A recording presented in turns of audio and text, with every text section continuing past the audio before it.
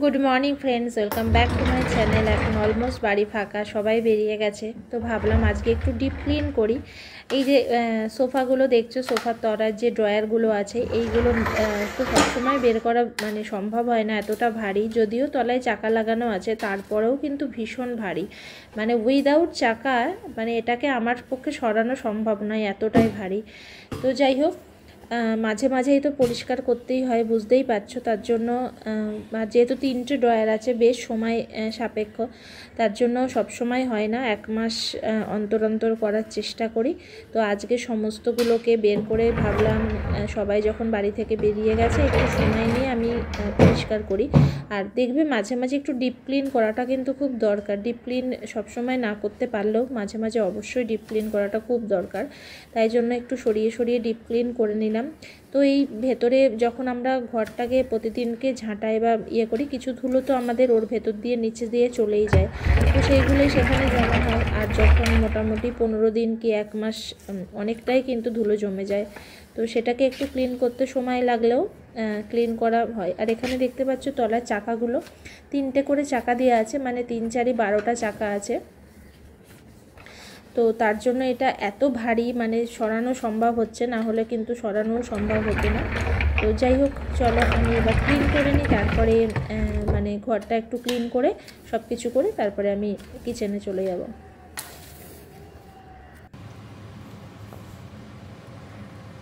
চলে এলাম কিচেনে, আর আমার জন্য ব্রেকফাস্ট বানাতে। সকালবেলা সুমিত আজকে ম্যাগি, নর্মাল ম্যাগি খেয়ে গেছে, কিছুই খাবে না বলছিল, এত তাড়াতাড়িতে ছিল। আমি বললাম ছাতু মুড়ি মেখে দিই, বললো খাবো না। আমি বললাম তাহলে একটু ম্যাগি করে দিই। খুব তাড়াতাড়ি ম্যাগি করে দিয়েছি, মানে সেটাও খাওয়ার টাইম নেই, এরকম তাড়াতাড়িতে বেরিয়ে গেছে। তো যাই হোক, তারপরে আমি ভাবলাম যে আজকে ম্যাগি আমার আর ছেলের জন্য করে রাখি। তো ছেলে বিকেলে সেটা খেয়ে নেবে, আর আমি এখানে সব সবজি কেটে নিয়ে ম্যাগি করছি। আর এখন বাজে অলমোস্ট 10টার কাছে, কারণ আজকে ঘর ক্লিন করতে অনেকটা টাইম লেগে গেছে। তো দেখো এখানে ম্যাগি নিয়ে বসে পড়েছি, ছেলেরটা আলাদা তুলে রেখেছি, অনেকটাই ম্যাগি হয়েছে। তো সবজি দিলে দেখবে ম্যাগির পরিমাণটা বাড়ে, আর খেতেও কিন্তু খুব সুস্বাদু হয়। তো সেই তোমাদের বলেছিলাম দার্জিলিংয়ে গিয়ে ম্যাগি খাওয়ার অভিজ্ঞতা, 80 টাকা করে প্লেট নিচ্ছে, বলছে ভেজিটেবলস ম্যাগি, কিন্তু কোনো ভেজিটেবলস নেই। তো যাই হোক, এখানে আমি কিন্তু ঘুগনি রান্না করছি। আর আজকে দুপুরের আমার জন্য একটা স্পেশাল ডিশ আছে, সেটা এখন বলবো না, দেখতে থাকো, পরে জানাবো। এখনই জানিয়ে দিলে কি করে হবে। এখন ঘুগনি বানাচ্ছি রাতের জন্য। তো ঘরে এসে রেডি হয়ে নিয়ে বেরোচ্ছি ছেলেকে আনতে। এসে কিন্তু বলবো তোমাদের আজকে দুপুরে আমার স্পেশাল লাঞ্চটা কী ছিল। তো দাঁড়িয়ে আছি, আর হঠাৎ করে দেখছি একটা ওই মালবাহী লঞ্চ যেগুলো হয় না, সেগুলো যাচ্ছে। তো জানি না এগুলোকে মালবাহী কি বলে, লঞ্চ বলে না কি বলে, এত কিছু জানি না। যে আজকে পরীক্ষার পর 2 দিন আবার ছুটি পাওয়া যাবে, একটু রেস্ট পেয়ে তারপর আবার সোমবার এক্সাম। তারপরে স্কুলে যাওয়ার পথে সবাই শুনছি যে কালকে এক্সাম আমি হচ্ছি সমৃদ্ধ, একবার ভালো করে দেখতো ডেটটা। ও মা দেখি কালকে এক্সাম, তো কালকে আবার 2টো এক্সাম আছে। কালকে এক্সাম হয়ে তারপর ছুটি হয়ে যাবে একেবারে 5 তারিখ পর্যন্ত, 6 তারিখ আবার স্কুল খুলবে, মানে 2 সপ্তাহ ছুটি। তো যাই হোক, আমার এত নাচানাচি পুরো গেল বন্ধ হয়ে, পুরো আনন্দ চপাট। ভাবলাম আজকে সুমিতের সাথে একটু যাব, ও বাড়িতেও একটু ঘুরে আসবো, বাইরেও একটু যাব, অনেকদিন বাইরে বেরোয়নি, একদম মুড়ে টুটে বেরোবো বাইরে, যাতে ঠান্ডা না লাগে। কিন্তু আমার সব পুরো প্ল্যান চপাট করে দিল। ছেলে 2টো পরীক্ষা, তো আমি বাইরে বেরোতেও পারবো না। আজকে সকালে টিফিনে করেছিলাম ম্যাগি, আর দুপুরে রাতের জন্য করে রাখলাম ঘুগনি। তো দুপুরে কি খেলাম জানো? গোবিন্দভোগ চালের ফ্যানে ভাত, আলু সেদ্ধ, ঘি, এই দিয়ে আমি আর সমৃদ্ধ লাঞ্চ করলাম। সমৃদ্ধের খুব ভালো লেগেছে এই ফ্যানে ভাতটা, বলছে মা আর একটু আছে, আমি বলছি না আর নেই, শেষ হয়ে গেছে। তো যাই হোক, ভালোই লাগলো। আসলে এই কটা গোবিন্দভোগ চাল পড়ে আছে, বুঝতে পারছি না ওটা কবে থেকে পড়ে আছে, এটা কী করবো, না হোমে না যোগ্য, ওটা কোনো কিছুই কাজে লাগছে না। ঠিক আছে, আমরা সমৃদ্ধের মতো তো একবেলা ফ্যানে ভাত হয়ে যাক, ভালোই লাগে শীতকালে এরকম গরম গরম ফ্যানে ভাত খেতে। আর রাত্রে রুটি কিনে আনবো, ঘুগনি করে রেখেছি। শাশুড়িকে ফোন করলাম ঘুগনি খাবে কিনা, বললো হ্যাঁ খাবো। আমার তো এখানে একা এগুলো করবে না রান্নার লোক, তুমি পাঠিয়ে দিও, খাবো। শাশুড়িকে ফোন করে জিজ্ঞেস করে নিলাম যার জন্য, রাত্রে পাঠিয়ে দেবো। সুমিত যাবে আজকে ও বাড়িতে। তো চলো পরে আসি, ঘুম পাচ্ছে, একটু শুয়ে নি, পরে আবার কথা বলতে আসছি। এখানে একটা ম্যাজিক আছে, ম্যাজিক একটু গরম করে দিই। হ্যাঁ হ্যাঁ ও আসো আসো আছে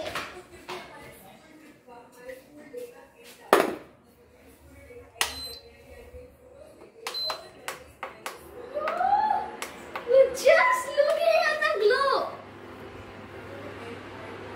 কই এই দেখো এটা একটু অন্য টাইপের। এই এটা একটা অরবিট টাইপ, এটা গ্লো হবে তো। এই দেখো অরবিটে একটা প্যাকেট, আর এটা এমন একটা অরবিট পেলাম যেটা লাইটটা দিলে গ্লো বাড়ে। এই দেখো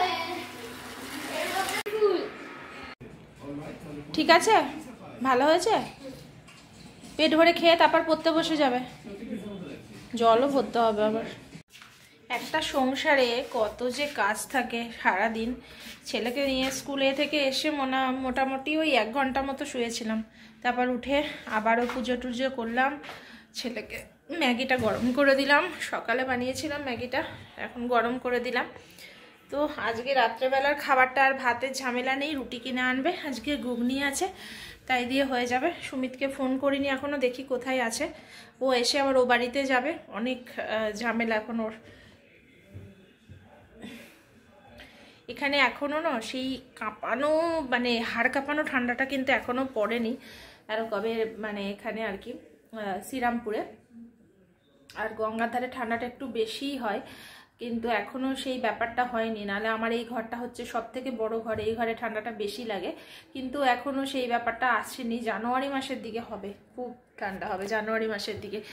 আগের বছর 25শে ডিসেম্বর নাগাদ আমরা ঘুরতে গেছিলাম, 24 না 25-এ ঘুরতে গেছিলাম, বাবা মা আমরা দিদিরা সবাই মিলে ঘুরতে গেছিলাম মুকুটমণিপুরে। সেই সময় এত ঠান্ডা ছিল, মানে ওখানে এখানে তুলনামূলকভাবে কম ছিল ঠান্ডাটা, কিন্তু জানুয়ারি মাসে পুরো হাড় কাঁপানো ঠান্ডা। মানে এই সময় আমাকে সোয়েটার না পরেও থাকতে হচ্ছে, কিন্তু জানুয়ারি মাসে হবে না, সোয়েটার মোজা সব কিছু পরে ঘরে বসে থাকতে হবে, মানে এতটা ঠান্ডা পড়ে যায়। আর গঙ্গার হাওয়াটা থাকে তখন, আর গঙ্গার হাওয়ার জন্য ঘরগুলো কিন্তু যতই সারাদিন রোদ থাকুক ঘরগুলোও ঠান্ডা হয়ে যায়। এখন রাত্রেবেলা একটা চাদরের ওপরে একটা কম্বল নিলে কম্বলটার মাঝরাতে গিয়ে খুলে ফেলতে হচ্ছে, কিন্তু জানুয়ারিতে হবে না সেটা। তো যাই হোক, আমাদের শীতলা মন্দিরের যে ফ্ল্যাটটা আছে সেটা মানে 31 তারিখে যিনি ভাড়াটিয়া আছেন তিনি ছাড়বেন, আর ওদিনকেই একজনের দেখার কথা আছে, তো ওটা হলে বেঁচে যাওয়া যায় আর কি। তো সেটাই আমার হাজব্যান্ড একদিন বলছিল যে আগে মনে করতাম ফ্ল্যাট কিনে রেখে ভাড়া দেওয়াটা অনেকটা ঝামেলা কম, কিন্তু এখন মনে হচ্ছে এটা আরও বেশি ঝামেলা। কে আসবে, লোক ঠিকঠাক লোক খোঁজা, কে যে ছাড়বে, ছাড়ার পরে আবার সব লোক দিয়ে ঘরটার ক্লিন করানো, আবার নতুন যে আসবে সে কি পরিস্থিতি করে রাখবে ঘরের, ফ্ল্যাটের সেই একটা বাজে পরিস্থিতি। তো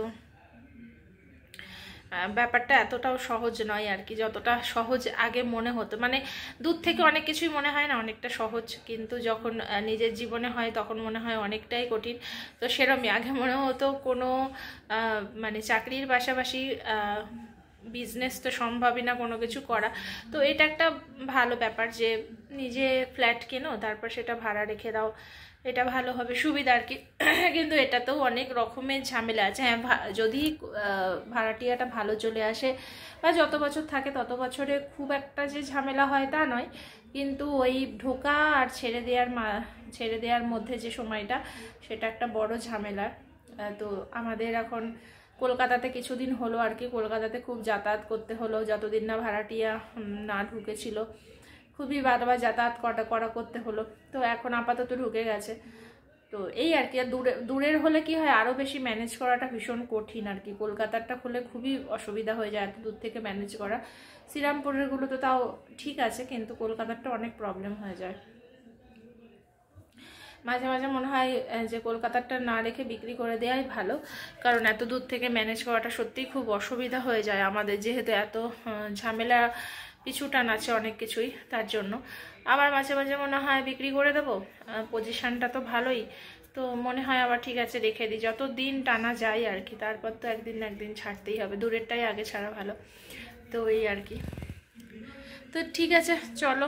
সমস্যা মানুষের জীবনে মানে কি, প্রত্যেকের জীবনে আছে, কারোর জীবনে একটু বেশি, কারোর জীবনে কম, কিন্তু সমস্যা আছেই আর কি। কোনো দিন এমন নেই যে কোনো মানুষ সমস্যা মুক্ত থাকতে পারবে। মানে সবার জীবনেই কিছু না কিছু সমস্যা আছে, কারোর জীবনে অনেকটাই বেশি, কারোর জীবনে মিডিয়াম, কারোর জীবনে কম, কিন্তু আছে আর কি।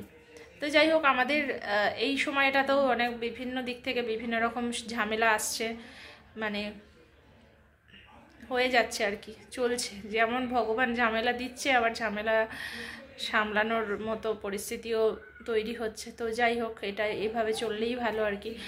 তো চলো, আজকের মতো সকলকে টাটা করছি, কারণ আর কি দেখাবো। সত্যি কথা বলতে কি, শীতকালে ঘরে আটকে থেকে কিছু দেখানোটা খুব মুশকিল হয়ে যায়। মানে কি যে তোমাদের সাথে শেয়ার করব বুঝতে পারি না। তো জানি না, সেদিনকে আমাদেরকে রবিবারে আমাদের যে হ্যান্ডওভার আছে, ফ্ল্যাট হ্যান্ডওভার, তো আমাদেরকে যেতে বলেছে সকাল 11টা সাড়ে 11টার মধ্যে। তো রবিবারে তো রান্না করা সম্ভব হবে না, কালকে রান্না করে ভাবছি রেখে দেবো। কালকে হচ্ছে শনিবার, আর ছেলেরও কালকে এক্সামও ফেলে দিয়েছে। তো বড় মনে হয় 12টার, সমৃদ্ধ একবার চেক করে নিবি তো কালকে কটায় ছুটি। কালকে মনে হয় 12টার মধ্যে ছুটি হয়ে যাবে। তারপরে আমাকে মনে হয় 12টার মধ্যে ছুটি, মনে হয় কোনো মেসেজ এসছে, আমাকে দেখতে হবে, স্কুল থেকে মেসেজ এসছে। তো যাই হোক, কালকে রান্নাবান্নাটা সেরে রাখবো। রবিবারে হবে না অত তাড়াতাড়ি রান্নাবান্না করা, যেহেতু ওখানে যেতে হবে, ফ্ল্যাটে যাবো, মানে দেখবো, অনেকক্ষণ বেশ কিছুক্ষণ টাইম কাটাবো, তো তাড়াতাড়ি কিছুই হবে না। খুব এক্সাইটেড লাগছে।